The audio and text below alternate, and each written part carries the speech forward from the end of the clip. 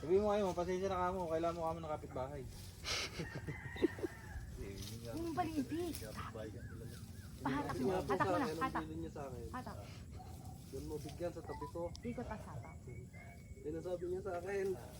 Pero nung huling message niya sa akin kahapon. Dun sa kabila madami. Ay, hatakin mo na. Yan. Go, go, go. Galing. Go na. Sorry na. Hatakin mo na. Dami na. Siyang bit-bit agad. Ayan na, hulog. At yung mabuko lang. 1, 2, 3. Ayan na, ganyan lang. Ayan, hilahin na. Mambel.